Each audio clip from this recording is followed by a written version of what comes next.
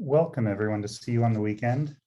We're having some minor technical difficulties getting our captioning set up. So if you all could please bear with us on that. We're working behind the scenes to try and get that sorted.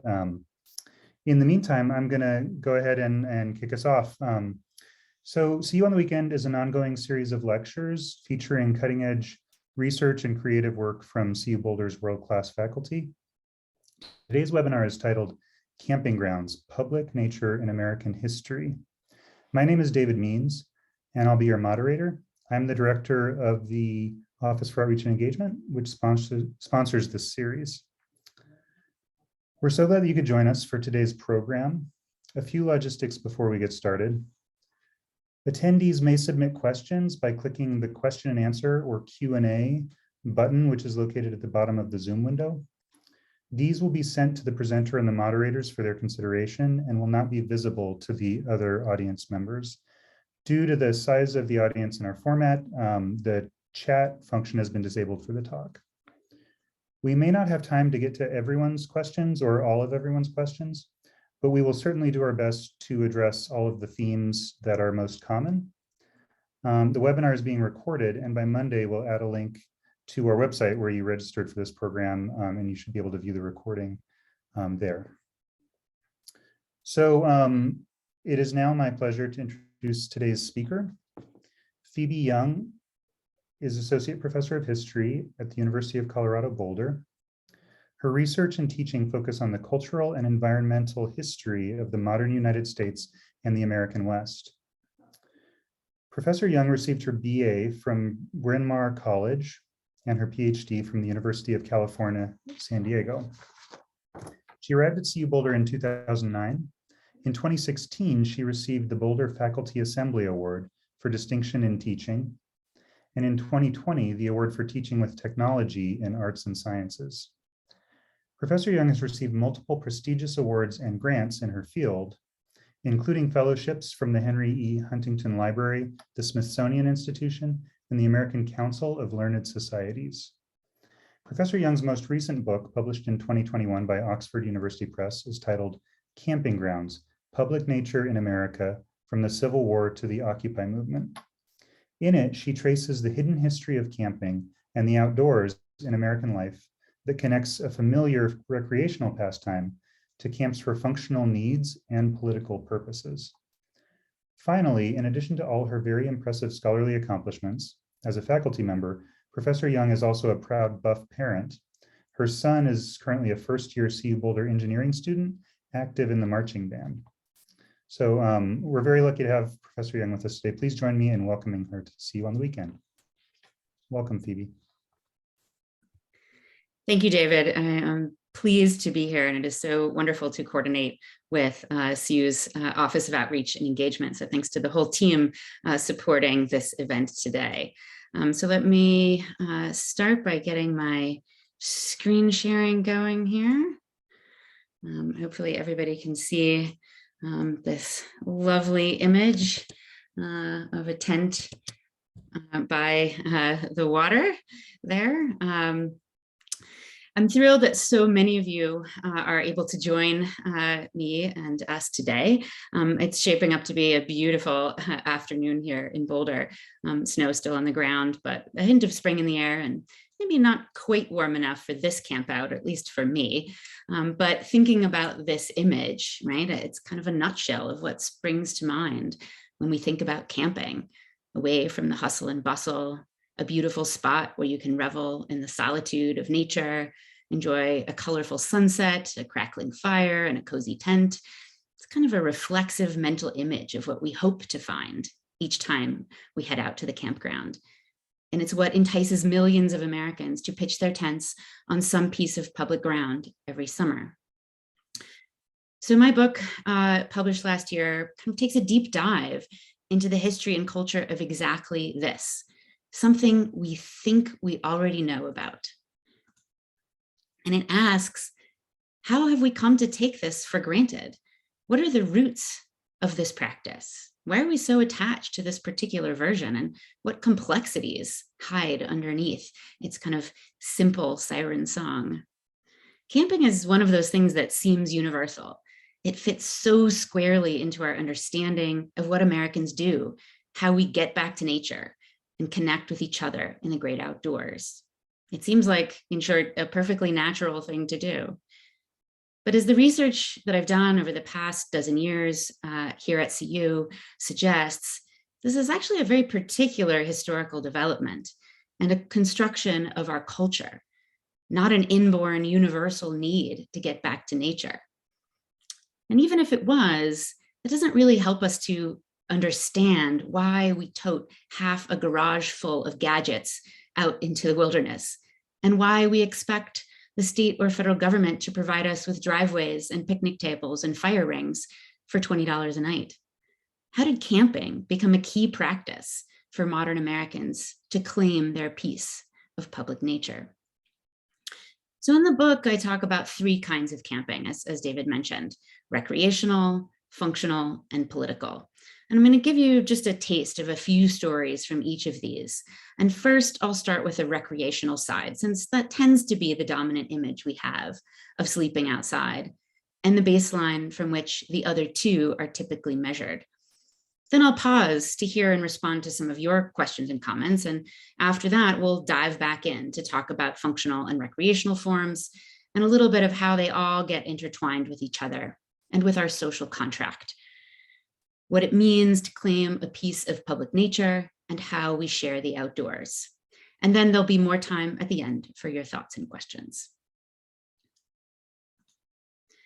So I want to start with this image. I'm going to ask you to look at it perhaps for a little longer than you might otherwise, given that it represents this kind of stereotypical view of a campsite.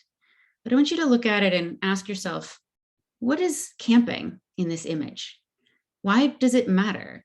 Perhaps for the people that are pictured. And those are the two core questions of the book, really. What is camping and why does it matter? And this image, right, is so archetypal. Think about, what do you see? What seems familiar? What seems odd? Where does this come from? When I get a chance to talk to live audiences to hear what they see, often they mention that this seems to be the kind of classic image, right? The nuclear family in a lovely spot, a shaded grove with a beautiful view of a lake peeking through the tall trees. It's very clean. It seems to be a happy child, or maybe he's getting a talking to. It's a little unclear what that interaction is about. But the longer you look, you might start to notice a few odd things. What's with the broom or the rake over in the left-hand corner? Well, what about the infrastructure, right? That very solid looking picnic table and concrete fire grate that the family doesn't even seem to be using, right? Rather their own charcoal grill and that very familiar looking Coleman camp stove, right? What's there already? What did they bring with them? Why did they come here? Who's not here in this campsite? Maybe it doesn't seem in many ways all that different, right? Except for perhaps the kind of throwback canvas tent, that it looks very familiar in many ways. What I want to ask you to do is to start to see this as a kind of strange image. Why would Americans in 1963 want to spend their weekend or their summer vacation setting up a rustic version of their suburban home? Because 100 years before this scene would have made little sense. Sure, people slept outside, and in 1863, hundreds of thousands of soldiers were sleeping outside. But camping as a leisure practice wasn't really established. People camped for practical reasons. It was what you did when you found yourself between lodging, whether on a short trip or an epic trek. Maybe you liked it, maybe you didn't, but it was mostly a means to an end. People camped, but they didn't go camping so much. In the late 19th century, this begins to change. In the context of rapid urbanization, major demographic shifts, where Americans are both moving out of rural areas and into cities, as well as a major influx of new immigrants flooding into American cities to work in factories, and the rapid pace of industrialization, At that moment, we see some elite, what we might call them early adopters of recreational nature, where they begin to see the outdoors as a place of retreat and rejuvenation. You see John Muir lobbying to preserve natural wonders before they get lost to industry and development. This is the time when the US Forest Service and the national parks are getting established, when Teddy Roosevelt is preaching the benefits of a strenuous life, of testing yourself against the wilderness to build strength and character. And so it's here in this moment that camping becomes a recreational pursuit. But even despite that context that I just gave, what I found was it's actually often less of a kind of Rooseveltian chest-thumping manly pursuit than we might expect. What we see instead, or at least alongside, are elite professional classes, people who had the leisure time to partake and showing that they could do so, right? It was a kind of display of leisure time that most of those workers, right, did not have. But what they were doing out there in the wilderness was not simple roughing it. Most campers during this moment imagined themselves as creating little islands of civilization in the wilderness, making temporary homes, right? As the caption to this photograph published in a magazine in 1905 points out, a city lawyer becomes the camp cook, right? Or you see folks setting up parts of their camp as if they were rooms in their houses. In this case, here are women self-consciously playing cards in their parlor, as they would often write in their stories with quotations attached. These campers were attracted to the juxtaposition of wilderness with civilized scenes like this one, where women and families were there right alongside with men, and men were just as interested in the domestic arts of camping as women. And in that way, the camp became a kind of space to audition new versions of modern society, of gender and family roles, of sort of women without corsets, men who wash dishes. And it's not, in that sense, a simple escape. It's a kind of paradox. While campers express desires to escape all of the pressures and the hustle bustle of cities and civilization, they also, in a way, set themselves the task of reproducing it. Over these years around the turn of the 20th century, this vision becomes promoted through various popular press, magazines like Outing, Country Life, and others that talk about the joys of taking leisure time in the outdoors, and they begin to circulate these ideas. By the time we get to the 1920s, with the introduction of inexpensive Model Ts, auto camping started to widen the appeal of outdoor recreation. With expanding leisure time for the middle class, these tin can tourists with their Model Ts began taking to the roads and camping out for its convenience and its low cost. We see during this era many municipal auto camps, cities basically setting up free camping grounds to try to attract tourists to their area. A couple in Denver during this era in City Park and one in Overland Park could accommodate hundreds of auto campers for free during the 1920s. But of course, campers are also seeking more adventurous and wilderness destinations. And so they are visiting all of the newly established national parks, which before too long started to be overrun, right? Campers begin to trample the scenic wonders they came to see. This postcard gives you a picture of a typical campground during this era. You see people camping kind of wherever they want, right? It's just a big open ground where folks could pick a spot, pitch their tent, and build their fire. And what this did was create a significant damage to this area, that it became, right, intensively used. In California, parks officials noticed that this practice seemed to be contributing to a real problem with the sequoia and redwood trees, that they were starting to fail and not reproduce.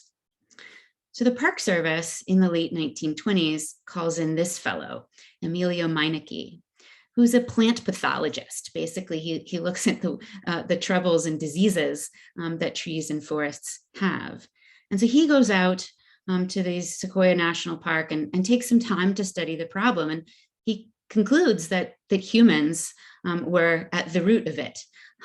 No pun intended, but essentially they were staking their tents to the roots of the trees, right? Just as this image advertising the park in a way seemed to be suggesting that they do so. Redwood trees have in part of their root system very shallow roots. And so by staking a tent to the roots, you were damaging these remarkably large trees, right? Just through the camping process. Meineke tries to design a more orderly system to try to protect the trees from the campers, to kind of limit where campers could and could not go. His solution was the Loop Campground. Instantly recognizable today, the Loop Drive interspersed with these little automobile turnouts pointing to individual campsites, all laid out with tables and wood stoves and cleared spaces for tents. He predicted that this would contain campers to these one-way narrow roads and their own campsites, and that they would be less inclined to tamper with those sites because they came as a kind of ready-made unit with all these essential elements provided. Instead of pitching tents or building fires kind of willy-nilly all over the place, they would inhabit it like a home. He called it a roofless cabin, and that they would respect the boundaries with their neighbors and the natural shelter of the trees around them. Basically, every Loop campground you've ever been to still owes its essential contours to Meineke and this moment. It seems totally obvious, right, as a way of arranging a campground, but it had to be invented. But part of the reason it became so successful, that the Loop Campground gets replicated across the nation, was that it was more than just a design blueprint. Meineke gave the design a philosophical underpinning.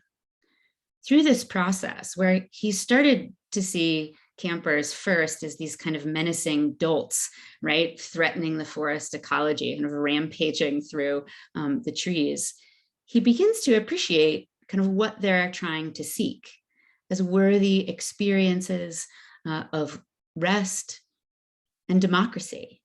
And he wants the campground to promote that experience. So a few years later, he argues that visitors to the outdoors are the guests of the nation, and that government agencies should serve as generous hosts, providing intrinsically friendly service, not to the great and anonymous mass of citizens, but to the individual in the quest for a legitimate satisfaction of fine and clean desires. You'll notice the year that he says this, right? 1935, in the middle of the Great Depression. And this is speaking in many ways, both to Americans who are looking for support from their government and from New Deal administration officials trying to come up with plans to help the nation recover from this economic crisis. And so camping and recreational infrastructure in the outdoors becomes a part of that solution, right? A big part of public works projects on public lands, particularly in national parks, right? The Civilian Conservation Corps, where recruits not only developed wildlands for recreational use, but themselves became examples of how nature could rehabilitate unemployed urban men, return them to vigor through work and experience in the outdoors. The Loop Campground in particular became so popular among federal bureaucrats and American campers alike because they became a kind of model for promoting the experience of democracy, an idealized place to embody the relationship between nation and citizen. More than visitors or even guests, Meineke would go on to argue that camping on public lands entailed no less than claiming a stake in the land of the nation itself. He writes that camping brings the pleasure of finding that is establishing one's temporary home on ground which one has a right of part ownership, even if only 130 millionth, 130 million being the population of the US at the time. And so he's saying that it's not just about visiting or experiencing leisure, but actually claiming a kind of temporary ownership of these lands. And so what we see in this kind of campers' republic, making a temporary home on public land became the very grounds for national belonging. At the same time, it's important to note that these strong forces of inclusion highlighted certain exclusions. African Americans, for example, encountered a public nature that was less welcoming, and camping as an often segregated and sometimes risky proposition, less democracy and togetherness, and more surveillance and marginalization. The Park Service found accommodating African Americans to be, in their words, awkward, and several decades earlier had established a kind of unwritten policy of discouraging Black Americans from visiting national parks and other public lands. And this sentiment led Black communities in multiple regions, including here in Colorado, to establish private camps and resorts where they could control the environment and the experience. But in the 1930s, so quickly did this connection between camping and democracy get ingrained that African Americans began to push quite strongly for equal access. We see in southern national parks particularly, so Shenandoah National Park in Virginia, in this case, initially were opened in the 1930s with segregated facilities. Black outdoor enthusiasts began to write mailbags full of letters to the National Park Service protesting the paltry and segregated campgrounds as what they called an inexcusable violation of the letter and spirit of democracy, a testament to how strongly this connection had taken hold already. And in the context of growing federal and cultural commitments to camping, many African Americans saw federal campgrounds as a symbolic place to press the case for inclusion in the campers' republic and in the broader American state as well. And there were a few victories, even before the desegregation of the Army in 1947, or baseball, or schools, to desegregate campgrounds. This article points to a victory desegregating a popular municipal auto camp in Washington, DC, that was run by the federal government, which had previously been whites only, and Shenandoah starting to be desegregated in 1945, although it would take a number of years until full desegregation by 1950, which was still long before state parks in southern states were desegregated.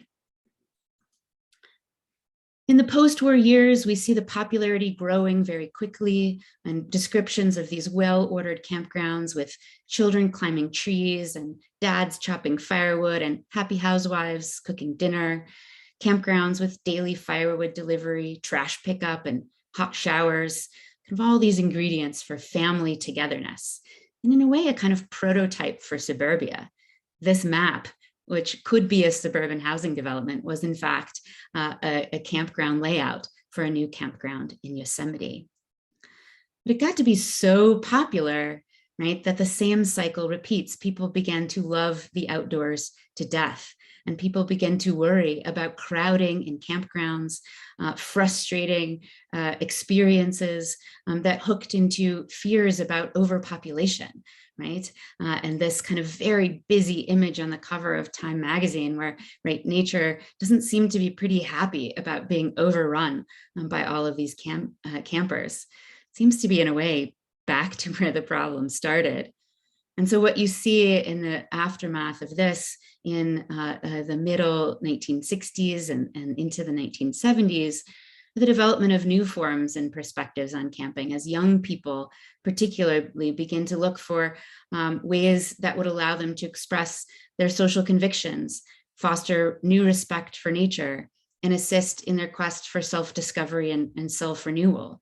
So we see forms of minimum impact camping or leave no trace practices promoted in ways that come to express a new kind of American identity that used camping and its consumer products as a symbol of personal freedom and authenticity, as a means to express alternative politics and lifestyles. For those looking for somewhat less mediated interactions with nature, to get away from those overcrowded loop campgrounds and their traditional associations, backpacking became a newly popular and satisfying form of self-expression. As the founder of the National Outdoor Leadership School, Paul Petzold, put it in his popular 1974 backpacking guide, camping had both personal rewards. He said, the outdoors, if you know how to handle it, is probably one of the least expensive and most rewarding ways of achieving self-renewal. And it had environmental goals, where a new ethic of the wild outdoors, including ecologically sensitive forms of camping, became tools of consciousness, expressions of our sense of responsibility to our Mother Earth.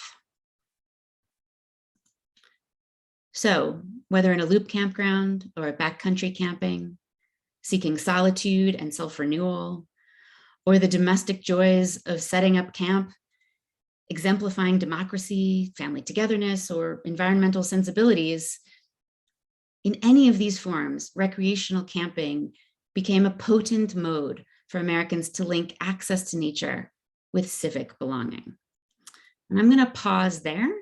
I'll stop sharing my screen for the moment, and I'll be eager to hear your thoughts and questions before we jump into the second part of the talk.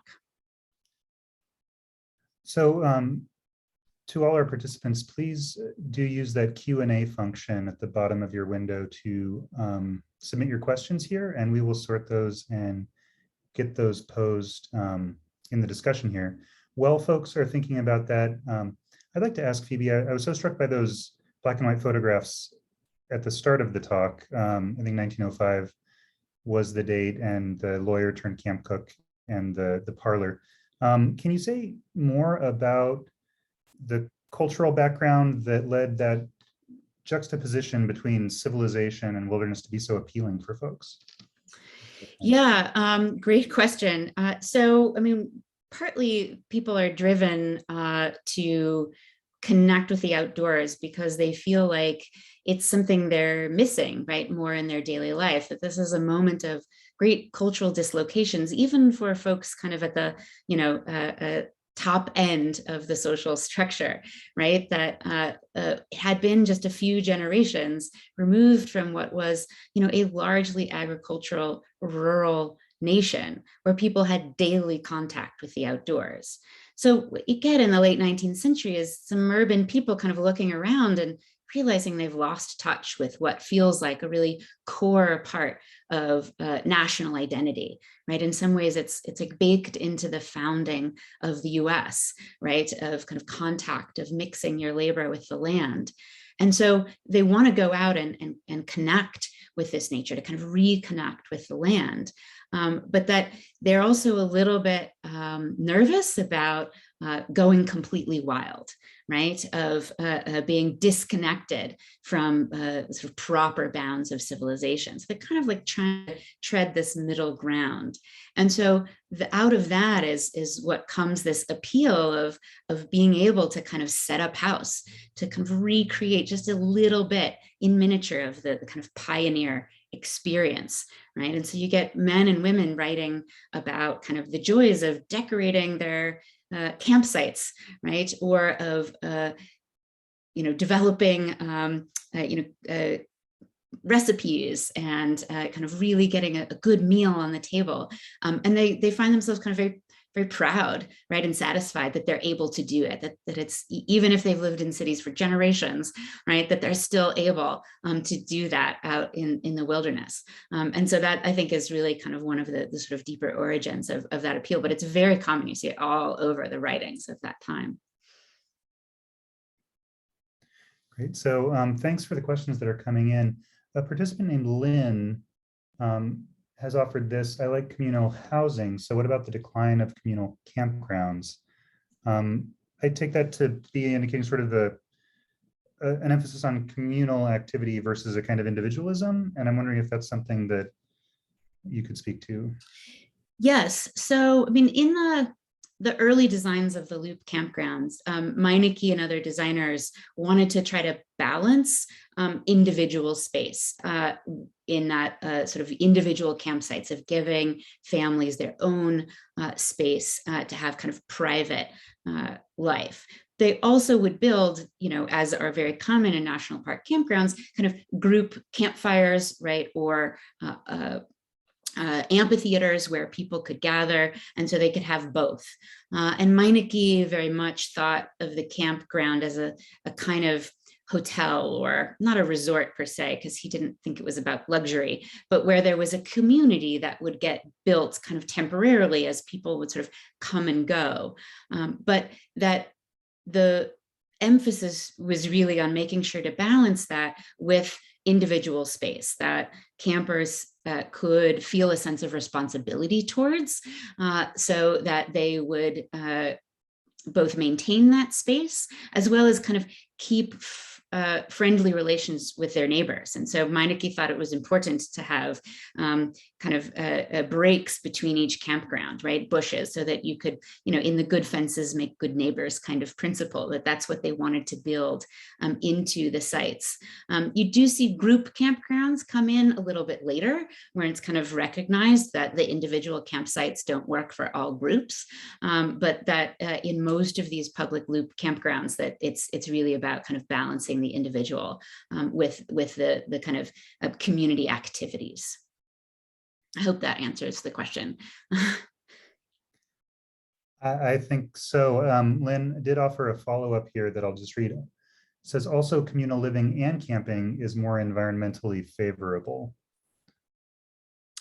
So sure, I mean, in the original design of the Loop campground, right, partly what they were trying to do was get away from the kind of free-for-all version. And so the first place they went was to sort of try to segregate campers, right, amongst themselves, to kind of confine them to smaller spaces to limit the damage. And so I think that kind of shifted towards the individual side of the story more so than trying to come up with both regulated and communal campgrounds, right? Because they saw the communal version as kind of problematic, right?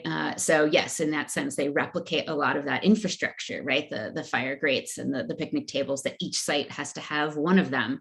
And there might have been other solutions. But at the time, that the Loop campground was really kind of a bureaucratic sensation that people saw as the answer to the problem that they'd been dealing with. Thank you. That's great. James writes, the Time magazine cover was about overcrowding and overpopulation 60 years ago. If that's correct, I think that's a question mark. Yeah, 1961. Yeah. Great. What would they say or have said now when our natural resources are being crushed from overuse? That's John's words. Right. So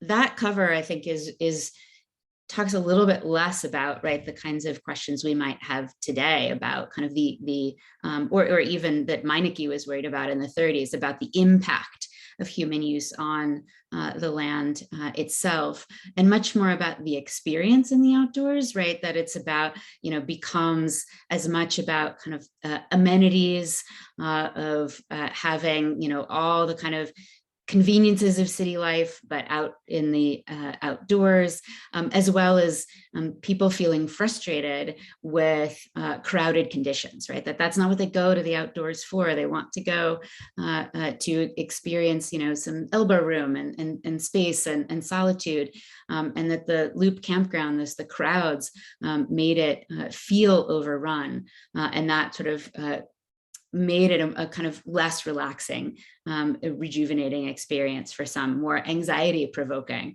both about that experience and then what that seemed to suggest about population growth, which in the 60s and 70s was all over kind of both scholarly and popular media as a concern about what was happening. And so you kind of see that in that Time cover of sort of that, this question of why are people rushing out to this crowded place, and that it didn't, really make a lot of sense. So now I think, if we were to recreate that cover, that it, obviously campgrounds are, if anything, more crowded today, right, than back then. That it might show more about kind of the impact that all of those vehicles and fossil fuels and campers are putting on the land itself, right? And that this is taking a toll, not just on individual experience, but on the places that we love, right? So that I think it would have a little bit of a different message. Yeah, you mentioned vehicles, and we have a question from an anonymous attendee. When were the first RVs, and how did that change the campgrounds? Yeah, great question. So the first kind of camping trailers and RVs, you start to see them in quite early in the automobile era. Shortly after the Model T, people are working to kind of modify and tinker with their cars to sort of pack on extra storage, to have kind of tents that fold out over the back seat, and then devising their own camping trailers. The pages of Popular Science are full of instructions about how to kind of DIY your own camping trailer in the 1920s and the 1930s. And that's also when kind of commercial builders get into the game as well. And it becomes a fairly growing market in the 20s and even in the 30s in the Great Depression. And in fact, in the Great Depression, it's kind of a double-edged sword, because many are worried that these RVs might be used for kind of cheap living and sort of rootless kind of migratory lifestyle. And so you see all the makers of these RVs and camping trailers saying very clearly, no, these are for vacation. These are not supposed to be residences. So there's a bit of a kind of tussle about them. Meineke, for his part, hated RVs, and he really tried to keep them out of campgrounds as much as he could. And he lost that battle pretty early on with campers just bringing what they wanted with them. And it became, he tried to draw a line between what was a camping trailer and what was an RV, and trying to come up with these very specific kinds of markers about when one might kind of cross the line between being a camping vehicle and being a kind of mobile home, which he thought had no part of being in these public lands. So we see those campgrounds kind of grow to accommodate different forms of vehicles quite quickly, so that by the 1950s, you've got kind of loop campgrounds built for many different kinds of camping vehicles. So that's a kind of short story about the RVs, and you have from quite early on both kind of basic DIY versions and kind of some very luxurious ones on the market. Great. We've received multiple questions that ask about the US in the larger, international global context. And are there other countries where this camping culture grew up simultaneously, or that exist independently? Or what other countries is camping popular in? Yeah, so camping is popular in many different countries, certainly all across Europe, which is the area I'm most asked about. I haven't done my own research in camping outside of the US, but from what I know from others that I've read, is that for sure there are outdoor traditions and interests in camping in a lot of different national contexts. We see it in Germany of being kind of outdoor camps, France certainly in its annual August vacations, where folks take in their caravans and head off for a month or so of outdoor living. So it's certainly an activity that it comes around at a similar moment, in the later 19th century in a lot of places that are also experiencing the same kind of urbanization and industrialization. But I think they take slightly different trajectories. what it means to camp in the UK or in France, I think is a little bit different than what it means to camp for most folks in America. Certainly when we look at the kind of deep ideological structures underneath it. And for me, I think, and I'll talk a little bit more about this at the end of the talk, but how the American connection to the land as part of the kind of founding social contract, right? Of sort of mixing your labor with the land is sort of baked into the founding of the country, right? From Locke and from Thomas Jefferson, right? And that by the time, that sort of that contact gets lost, right, in the attempt becomes by the early 20th century of the alternative of mixing your leisure with the land and of claiming part ownership.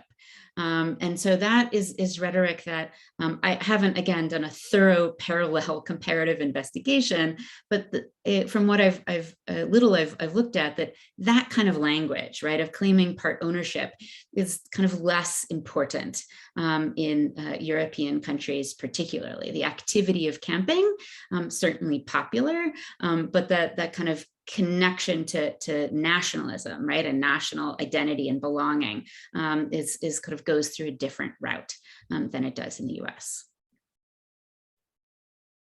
So I think this question, which is probably the last we have time for in this first discussion section, actually potentially provides a very nice segue. What do you think, Professor Young? But Michael writes, could you say more about the gender roles aspect of camping that you're seeing? I found that image of the man washing dishes in the river fascinating. I tend to think of the national parks particularly as having a central ideal in a muscular Christianity. How much did you see otherwise? Oh, that's a great question. And I'm just gonna, if it's all right, maybe I will go ahead and put that image back up. Let's get back to that one.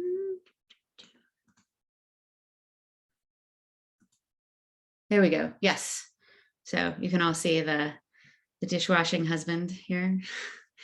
So yeah, in what we see, and absolutely, I think there is a connection to whether you call it muscular Christianity or a strong sense that outdoor experience is important for the sort of building up of masculinity. This was certainly part of Teddy Roosevelt's argument, right? That this was in a way a important sort of test, right? That if men didn't have the experience of going to war, that outdoor kind of survival work would build up their strength and character in a similar way.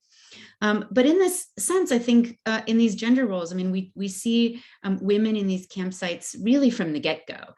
Although interestingly, many of the guidebooks, whether you're reading them in the 1880s or 1905 or 1920, they say women are now starting to camp.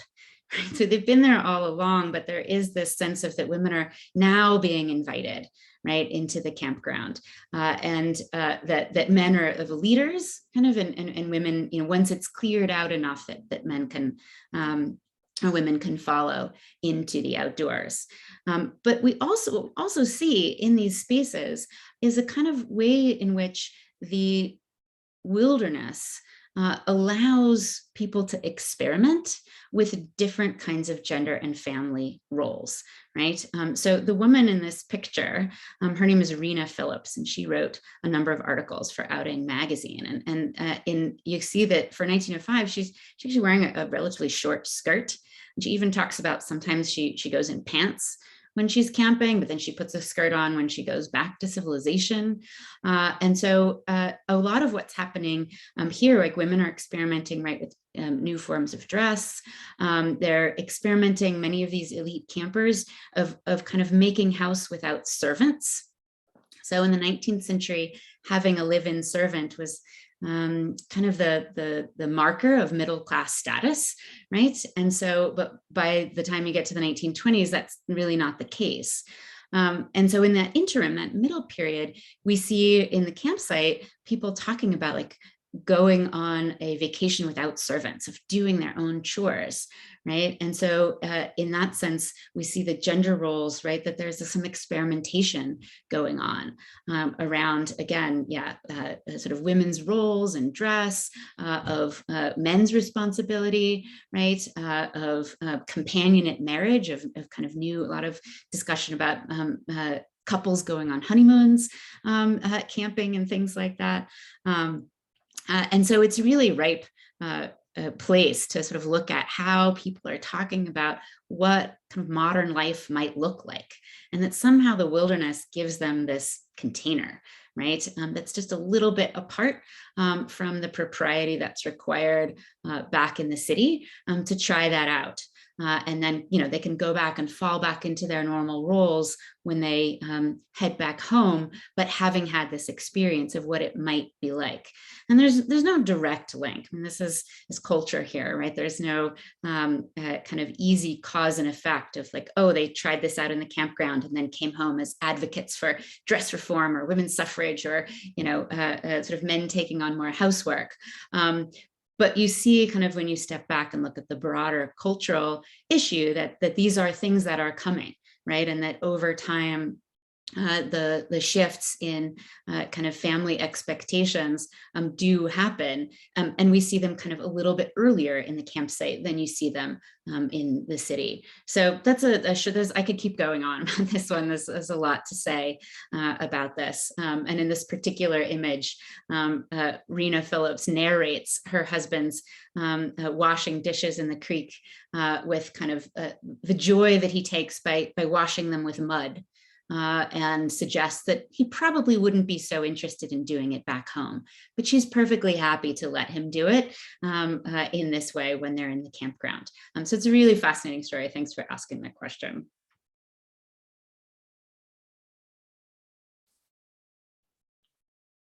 Great. So Phoebe, I think that's potentially a good transition to part 2 of the talk. Do you agree? Yeah, absolutely. Let's see.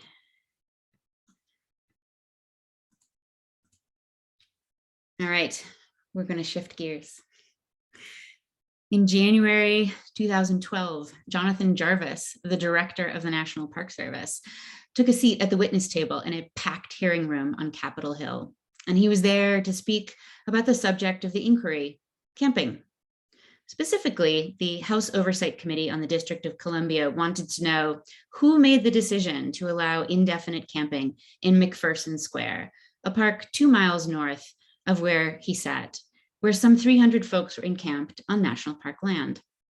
Jarvis faced the panel in full Smokey Bear regalia, and his opening statement explained that both Park Service regulations and the US Park Police enforcement approaches to First Amendment demonstrations prioritized this principle, alongside the need to protect public health and safety. Nowhere did Jarvis mention the word camping. The chair of the hearing, however, pressed him on that point. He said, "Define camping for me, because you say it's prohibited. Tell me what it is. What is the definition of camping?" Seems like a trick question, right? Why would the head of the National Park Service need to define camping? It seems pretty obvious. But Jarvis found himself in the hot seat in the early days of 2012, well into the nationwide campaign of the Occupy Wall Street movement. And protesters had been occupying McPherson Square for 3 months by that point. Its dozens of tents formed one of the movement's last and longest standing sites of protest, and they were frustrating some of the representatives to no end. As one insisted, "I need to go back to South Carolina and tell everyone who wants to spend the summer in one of our parks what camping is and what it is not. So define camping for me," juxtaposed with a 24-hour vigil, because you seem inclined to draw a distinction and I can't. Occupy threw prevailing assumptions about camping into disarray. And to be honest, it initially scrambled my own research questions. How did this kind of camping relate to the recreational story I had been working on? But the more I researched both Occupy and other forms of political and functional camping, it brought new perspectives on both the recreational story and the broader significance of public nature in American life.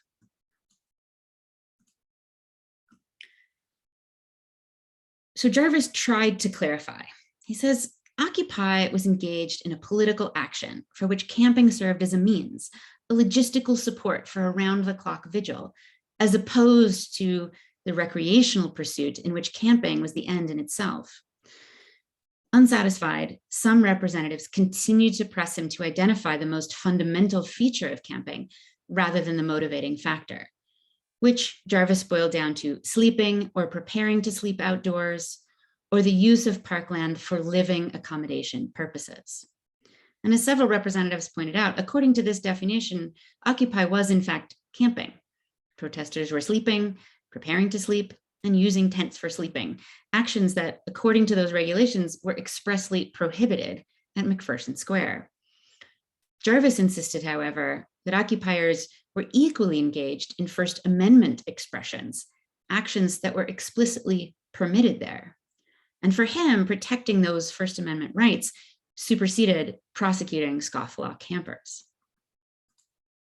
Occupiers argued vehemently that they were not camping at all, holding tightly to a definition of their action as peaceable assembly to petition the government for redress of grievances. While they framed their protest as the opposite of recreational camping, it was the camping that made Occupy stand out. It was symbolic as well as logistical. And even in this Venn diagram that they proposed, it's hard, in fact, to separate, right, the common iconography of camping from those that appear, right, in the other frame. That maybe the tent they claim is the only commonality, right? But in a sense, they're all still part of the same spectrum. It was the tents that allowed protesters to take over urban spaces for weeks at a time, driving city, campus, and federal officials to utter distraction. But as one reporter described it, what made Occupy Wall Street so memorable and challenging was this sense of permanence, its grip on space, only made possible by the tents and the sleeping bags. As this reporter wrote, quote, "These were not drop-in protests or pop-up rallies. These people came, and they came with Coleman camp stoves." Since when does Coleman camp stoves signal serious protest? More typically, they conjure pancake breakfasts and temporary recreation, not politics and long-term struggle. Of course, prolonged camping in urban spaces usually implies something else entirely. For those without housing, living outdoors is neither a recreational choice nor a political message. Encampments of people without homes to go back to have become familiar features of public spaces and city politics, further complicating any simple definition of camping. Advocates for unsheltered people often focus their efforts on finding ways for people to avoid having to camp. Urban officials and congressional representatives worked to shut down both homeless and Occupy encampments. And at the same time, state and federal agencies, not to mention the outdoor industry, have consistently encouraged Americans to go on camping vacations and rejuvenate themselves in the great outdoors. In the heart of the nation's capital, rather than out among its natural wonders, Jonathan Jarvis, Occupy protesters, and members of Congress slowly seemed to realize that defining camping in American culture and history was far more complicated than it appeared. What does it mean to camp? And why does it matter? Again, it brings us back to the core questions of my research. And so by exploring the shifting meanings of camping, right, throughout the last century and a half, right, what these entwined stories suggest is that camping was and remains key to how Americans think about their relationships to nature, the nation, and each other. And now I'm going to jump back into the 19th century to help tease out this story. These images clue us into the fact that this landscape, these tensions, were not new. These two lithographs were printed in an 1878 book called Strikers, Communists, Tramps, and Detectives, published and authored by Allan Pinkerton, the man who established the Pinkerton Detective Force, kind of famous strikebreakers and industrial police in the late 19th century. And he was very critical of rootless, out of work tramps And you can see in these images, if you look closely, on the one hand, while they can look kind of nice and peaceful, right? Camps along the Schuylkill River in Philadelphia, right? Or under a tree. But in the 19th century terms, they are very much suggesting down and out folks who are doing very suspicious activities like gambling and playing cards, drinking, sleeping on the ground, right? There's women there that appear to be unchaperoned, right? Kind of being sort of lazy and lolling about, not committing, right, to the responsibilities of work and home. What these suggest as a kind of point of a larger story, which is in the decades after the Civil War, the same industrial economy that's supporting urbanization as well as leisure camping, right, also brought unpredictable boom and bust cycles, periods of high unemployment, and an economy that required a large number of itinerant workers, particularly here in the West, where a willingness to remain mobile was key to the growing industrial economy: mining, timbering, agriculture, railroads. And so as leisure camping grew, so also did those who slept outside for functional reasons: tramps, hobos, bindlestiffs. And we also see rising public fears about them, worries about their rootlessness, their potential political radicalism. It became something that was described as the tramp problem. And the tramp problem and this kind of public fear about the rootlessness of these itinerant workers highlights how leisure camping was built on assumptions that it was fundamentally temporary, right?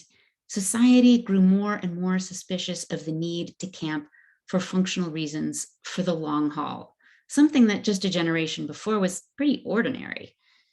Leisure campers, for their part, were constantly working out ways to ensure that they weren't mistaken for tramps, right? To display their class through their dress, through their gear, through their behavior, right? So that they could separate themselves from these other outdoor dwellers. But even temporariness didn't always put campers above suspicion. You can see a variety of other ways in which campers, and tramps cross the same ground and run into tension. We see this even when we fast forward to the Great Depression, right? Where those worries about the tramp problem continue, but kind of increase significantly in the decade, right? And even to the point of less worries about kind of what rootlessness says about the individual. What does it say about these tramps and bums? But what does, for example, the tragedy of the Dust Bowl and these good American farmers forced into a destitute migrant stream say about the nation and the tragedy of the Great Depression, right? You can see this in what was probably the most famous documentary photograph of the Great Depression, Dorothea Lange's Migrant Mother, right? Which showcases both her desperation and, for many, in her face, a sense of resilience, right? That she would make it, right? Or as the Grapes of Wrath says, right? That we're the people, we go on, right? That image comes through in her expression. But that, as you see in this image that Dorothea Lange took before the famous close-up, we get Migrant Mother and her family and all the messiness of functional camping, right? And it was at this moment in the Great Depression, so many Americans were sleeping outside in full public view, whether they were Dust Bowl migrants or out-of-work transients, setting up in Hoovervilles, right? These kinds of destitute conditions suggested that the nation was at a crossroads, and that were these kind of this symbolized and signaled the trouble that the nation was in. The federal government, however, was somewhat hesitant to help these migrants, even as sort of once the New Deal gets going and attempts to address problems of poverty in many ways gains momentum. Both at that time and in the very early 30s during the Hoover administration, what to do about itinerants, about migrants, about functional campers kind of befuddled federal officials. And probably the one that was sort of the most challenging was the Bonus Army. These were protesters who encamped at the Capitol in Washington to press for early payment of their World War I service bonuses. These were veterans, right, who'd been promised a kind of pension that would supposed to be payable in 1945. They camped en masse to say, we need that money now. It should be paid earlier. They got shot down, both in Congress and basically shot at and run out of town by the Hoover administration and the Army. But in the process, they used camping as a kind of message to stake a claim on the nation's conscience by camping on the Capitol. And what's ironic, right, is that we see it's at the same time that the federal government is starting to develop and subsidize a mass public infrastructure for recreational camping, right, in the Loop campground. But they were very reluctant to build nearly enough shelters or sponsor campground infrastructure for Dust Bowl migrants or other transient folks, but still building recreational Loop campgrounds hand over fist. And so we see the state kind of investing in divisions between types of camping, right? The wrong kind of camping seemed a threat to the social order. Or the right kind of camping, wilderness could be restorative for citizens and the civic body alike. Now, the Bonus Army wasn't the first kind of explicit protest or political camping. I can see this as going back as far back as the post-Civil War era, where organizations like the Grand Army of the Republic organized reunions through camping. But these weren't just nostalgic affairs or opportunities for reenactment. Veterans called their reunions encampments and included tents and group camps in urban parks. And that mattered because it was from camp that they reminded the public that they were the boys that won the war and saved the Union. And they were lobbying in part for veterans' pensions. This was like the signal issue of the Grand Army of the Republic. And they fused their camping with a sense of patriotism, ideal citizenship, probably most evocatively at their 1892 national encampment at Washington, D.C., where you see this image of these white peaked tents arranged in very orderly Army fashion in the shadow of the recently completed Washington Monument, which made a powerful visual connection between camping and national identity. And so even at this early moment, making camp was becoming a method of making certain claims on public life, of inhabiting public space in a way that connected the nation and the outdoors. And so that's kind of one of the antecedents, right, of the Bonus Army.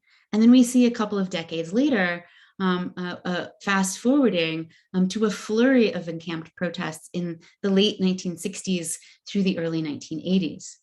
Resurrection City, which was an encampment of the Poor People's Campaign and camped out for 6 weeks at the National Mall in the months just after Martin Luther King was assassinated in order to draw attention to the conditions of poverty among Black and other Americans. In 1971, we see a Vietnam Veterans Against the War campout called Dewey Canyon 3, or as they called it, a limited incursion into the country of Congress. This was the same protest at which John Kerry famously testified in front of Congress, how do you ask someone to be the last man to die in Vietnam? And he did that while staying at this encampment. And he and hundreds of other veterans camped for 5 days on the mall, partly in defiance of a court order. Kerry had previously testified in DC District Court to try to get a permit for this camp, saying that the campsite is part of our freedom of speech and was the only way to truly tell our story to the people of this country. That failed at persuading the courts, which ruled this campground illegal. But even still, the US Park Police were reticent to break it up, as the captain who was supposed to evict them, himself a World War II Navy veteran, looked across the mall at 3 a.m., strewn with sleeping bags. And as a reporter asked him why, since the veterans were camping in defiance of a court order, why aren't arrests being made? Captain Finnegan replied, "What's the definition of camping? You tell me. I don't know." And in the early 80s, we see a camp out entitled Reaganville, an encamped protest against the homeless crisis, where unsheltered folks mixed functional living with months-long vigils in Lafayette Square, just across from the White House, as a platform for unsheltered people to make a claim on public ground and civic life. As one resident noted, being at Reaganville is how I can write a letter to my congressman. And again, this campout gets embroiled in DC District Court, and then the Federal Appeals Court, and ultimately the Supreme Court, that are wrestling over the same kinds of questions. Is camping a right or a privilege? Are some spaces, some citizens entitled to greater rights? Can there be such a thing as symbolic sleeping? For the most part, the judges and justices found that camping is not a right, and there was no such thing as symbolic sleeping. And in a 1984 case in the Supreme Court about Reaganville, which still essentially sits as precedent for these kinds of protests, the majority ruled against them, suggesting that the highest use of these parks, the mall, Lafayette Square, was as spaces of leisure, and that the nation should prioritize, quote, the hundreds of thousands of tourists who want to take pictures and walk around the flowers. Or as Justice Rehnquist argued in his opinion, these visitors had a higher claim than protesters. They wanted to, quote, use the park as just a kind of like green and pleasant space. They don't like the hassle of demonstrations. Justice Thurgood Marshall dissented. He wrote, "It is true that we all go to sleep as part of our daily regimen, and that for the most part, sleep represents a physical necessity and not a vehicle for expression. But that doesn't prevent an activity that is normally devoid of expressive purpose from being used as a mode of communication. Sitting or standing in a library is a commonplace activity, not conduct that an observer would normally construe as expressive. However," he said, "for Negroes to stand or sit in a whites-only library in Louisiana in 1965 was powerfully expressive. And in that particular context, those ordinary acts became monuments of protest against segregation." And so he asked, if the simple act of sitting could become a widely recognized symbolic act in defiance of segregation, why could sleeping or camping not also become a monument of protest against homelessness, poverty, racism, war, or income inequality? And that brings us back to Occupy, which relied on a long history of tent protests as tools for dialogue about the nation, about the rights of citizens, about access to public space and voice, both by inhabiting outdoor places in a physical sense, by using tents as symbolic communication, as in this fellow in Denver and his tent as a kind of walking billboard, and by drawing on the imagined space of the nation. All these ways we continue to camp. And we ask the questions of, must we camp? Is it a functional need? Is it a biological imperative? Is it a public good, a private opportunity, and for whom? Camping, I would suggest, recreational or otherwise, is neither the problem nor the cure. What ties it all together, the Campers Republic, the tramp problem, monuments of protest, I argue that a careful look at the entwined history of recreational, functional, and political camping suggests that camping serves as a kind of bellwether for us to observe changes in the social contract, right? That set of beliefs and structures of what citizens and the government owe to each other, and of public nature, access to land that is the symbolic ground upon which we negotiate our belonging to the nation, right? That, as I said, was baked into the founding of this country and continues to evolve. And I'll conclude by asking, how might we use public nature to conceive of a public good? How might we think about sharing public land? Our survival at a time of global environmental perils is not likely to come by individual pursuit of leisure in the outdoors, or even only in the preservation of wildlands for that purpose. Instead, we might seek grounds for working towards a social contract that recognizes recreational, functional, and political acts and upholds our collective stakes in protecting nature and ourselves. And with that, I'll stop there and I'll be curious to hear your comments and questions before we end our session for today. And so we have about 15 to 20 minutes for discussion. So please, if you have thoughts, comments, questions, put those into that Q&A window there. And as folks are doing that, Professor Young, I'm wondering, it strikes me that in the shift from part one of the talk to part two, that there's something about the way in which the location camping is happening is really important. Like, it seems the connection to this idea of wilderness is really pretty essential in that the rationale for camping in the earlier settings and the political camping, this seems like it's not happening in the wilderness, it's happening in public spaces that are considered at the heart of civilization, right? So how do you think about that? Is that an important distinction in terms of how we experience these different examples?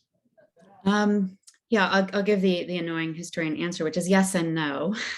So on the one hand, sure, absolutely. I think camping in these kind of iconic wilderness spaces, right? Yosemite, Yellowstone, has a real connection, right, to the way people think of these touchstones, right? National landmarks, right? That are sort of truly American.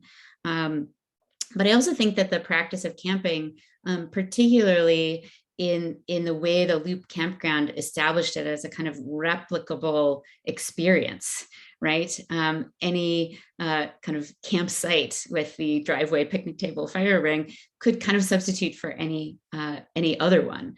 So you could just as easily have that kind of experience of claiming a little piece of ground, of setting up a temporary home, in the lake 10 minutes out of town, as driving across the country to be at a national park, right? So I think that there's a way in which it's the act itself of camping, of literally staking your tent down to the ground, that can provide a similar kind of experience or connection wherever that's happening. And then the question, right, is sort of how does this relate to camping in on the National Mall or in the middle of urban spaces where we see Occupy doing this, for example. So part of that comes from that, right? It's the act of camping. It's the gear that comes along with it that can conjure that sense.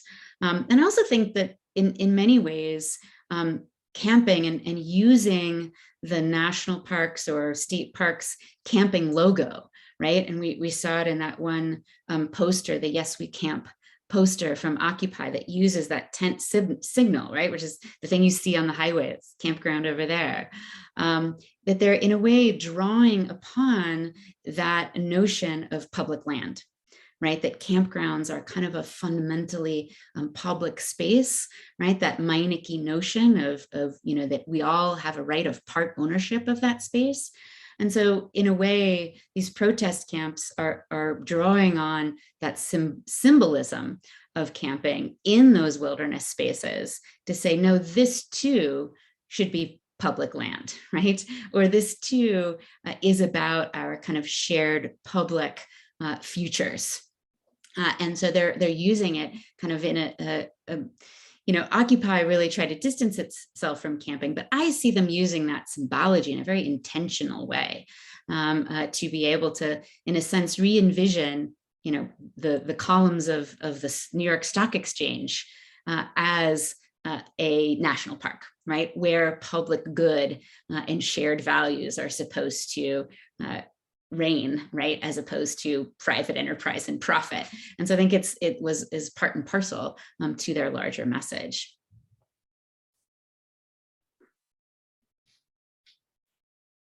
So we have a participant that submitted this question. Can you go into more detail of what you have found regarding the historical role or impact campgrounds play with regards to Native Americans?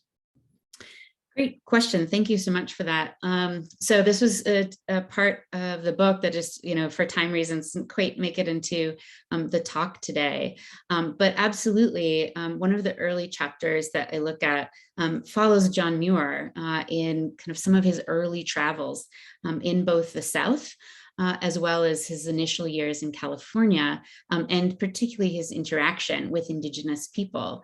And because John Muir plays such an outsized role in how we think about, interaction with the wilderness, right, of what we get out of spending time in nature and the outdoors on a recreational basis, right, founding the Sierra Club, and sort of his writings enticing many, many people to go to the mountains. I wanted to look at kind of where, in part, these ideas come from. And what I found was that in his first couple of years in Yosemite, he interacted with Indigenous people fairly often. And he was suspicious, or rather not inclined to try to live in the outdoors the way Indigenous people did.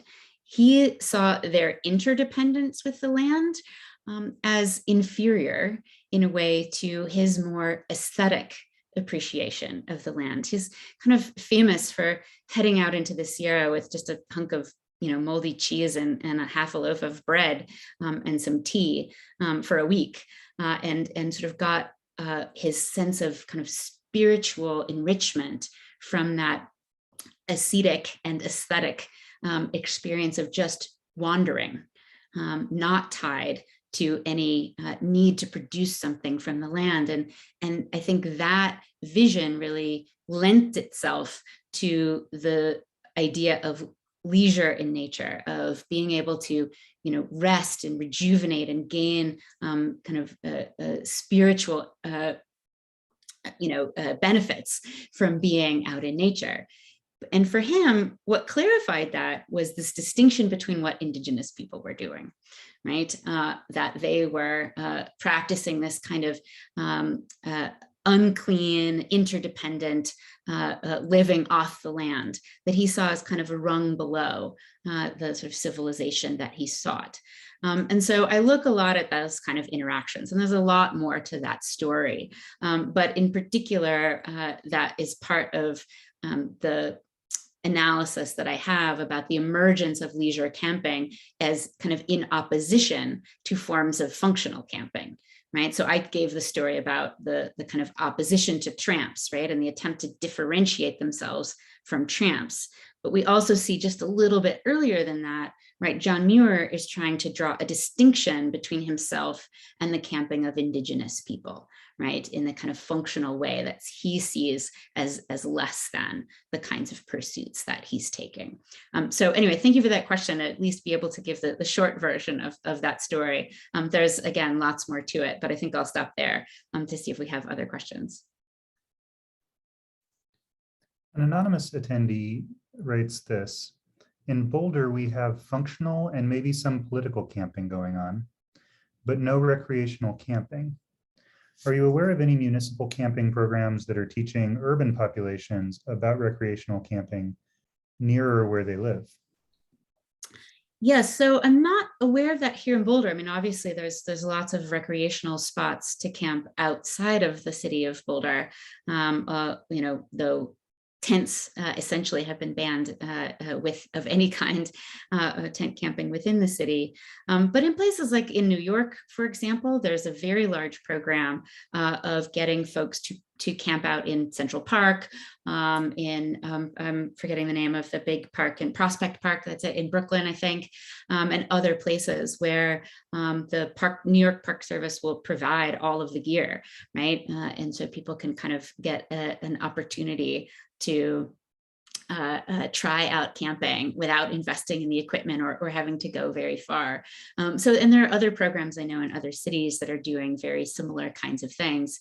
I find it slightly ironic in some ways because they're encouraging folks to camp recreationally in parks where folks who are camping there functionally, right, are not allowed to do so. So it creates a complicated landscape and some ironies there. I do think there are other programs. I do know that REI, for example, does a variety of kind of programs to help teach people camping skills, both in their stores. And I think sometimes they run low cost excursions or lending or renting equipment to people. So I think you can find that in a number of different cities, whether it's REI or other kind of outdoor retailers or nonprofits that are interested in that. I don't know of any specifically here in Boulder that are sponsored by the open space and mountain parks, for example. But they definitely exist. So one quick question, Professor Young, are you a camper? Do you camp often yourself? And in what Yeah. form? So yes. So, I mean, I grew up camping with my father, driving around the Southwest in a 1970 Volkswagen Bug, no air conditioning or GPS, and camped all over kind of the wonders of the national parks in the Southwest and the Pacific Northwest. And so definitely grew up with that experience, and have camped on and off all through my life. Once I had small children, it became a lot more work to do so. And I think after once scooping my 2-year-old from almost falling backwards into the fire, I decided to wait a little bit longer to go camping with them. Now they're teenagers and they love camping and they can do part of the work themselves. On that. So I will say, as a Boulderite, I tend to like to take more day trips and then come home to my hot shower than camping all the time. But I still camp. One reliably camping trip I take every year is actually for Passover, and it's with a group here in Boulder, the Adventure Judaism congregation, and we camp out in Moab every Passover on the banks of the Colorado River, and that's kind of my reliable camp outing every year, which I love. And honestly, it's equal parts the being out there in the desert, and it's just absolutely stunning scenery, being out of cell service in a few places still that you cannot get cell service, and it's as much about connecting with people and sort of having this privileged space to be able to make community and connect with people outside of our busy lives. And I think that's certainly something as a through line we see through recreational camping all through this history, is that it's not only about the spectacular nature and places we can go, but the people that we get to do it with, that it continues to attract people to camping. So in our last minute or two here, are there any takeaways that you think you'd like to share with the rest of us that come out of this research, understanding the complexity of this history and some of the big themes? Are there any takeaways in terms of how we should be thinking about and talking about camping, or the way that we actually do it? What would you say are the main takeaways? So, I mean, with camping per se, I mean, I think it's always important to kind of keep, an eye on, I think as one of the questions actually just come in around overcrowding and timed tickets for access, right? Of both trying to make sure that we are sort of not replicating the same problems that we saw in the 1920s, the 1960s of just running roughshod over these spaces. That, to try to lighten our impact on these kind of spectacular spots of natural beauty. And that, things like dispersed camping, which has become popular, particularly in the pandemic era, that it is appealing to get away from those crowds in the loop campgrounds, but are having that kind of effect, right? A deleterious effect on the space. And to balance that, right? To make sure that those tickets and access are, accessible for many folks, that they're not snapped up by bots and then resold at high prices. And so it becomes yet again more exclusive, right? That we make public lands more accessible to all people in the population, and so that the timed tickets don't kind of reintroduce new versions of the old forms of exclusion. Then I guess I would say that the larger takeaway, kind of outside of the specifics of outdoor recreational landscapes, for me, it's very much about this question of how do we share space and how do we share public nature. And that can be, in a local park or in a spectacular national park and everything in between. And that, while we have, in a way, privileged the recreational over other forms, that I think that the Reaganville case and the protest cases suggest that we need to be careful that kind of leisure and tourism doesn't become the kind of primary mode in which we express our citizenship, but that we need to think about these public spaces as one that we share, and that there are a variety of kinds of access to or use of these spaces for civic voice, for functional needs, right? And to figure out how to share those spaces with recreational users as well. I hold that as an open question that really has come to me from concluding the book. This is so interesting, such a great topic. And to close out our program today, first, I just need to say thank you so much, Professor Young, for sharing your research with us this afternoon. It is a really great example of history that is engaging and has, public significance as well. So it's wonderful to learn more about it. Thank you for the time you spent with us today. Thank you so much. It was really great to be here. Great. And thanks to all of our participants for your excellent questions and for your time and attention. I would also like to thank Gretchen Minikheim and Jeannie McDonald, who have been doing some behind the scenes work to make this program go. And then also our ASL interpreters, who we are very appreciative that they can join us today, as well as our live captioner. We really prioritize that accessibility of these programs, making sure that folks are able to participate and have access to this content. So thanks to everyone who helped make the program possible. A couple other things, you will receive a link after the program, and we are very interested in your feedback, topics you're interested in. As well, we've been hearing from some folks that there's a real interest in getting back together in person. We're excited about that prospect as well, but we also know that there's a lot of ways in which this virtual format can provide accessibility that otherwise an in-person program might not. So the way to influence our thinking about that is to fill out that feedback form, and we'll review those and take all of your input into account as we plan for future programs. A recording of this lecture will be available online by the end of the day on Monday. That'll be on the CU on the Weekend webpage, which is where you registered for this program. So this has been the second installment of our Spring 2022 CU on the Weekend virtual lecture series. Coming up next on April 23rd is a talk titled Tales from Under the Mediterranean, Reminiscences of a Maritime Archaeologist. That's with Rob Holfelder, Professor Emeritus of History. So please join us for that. We're looking forward to seeing you on the weekend again.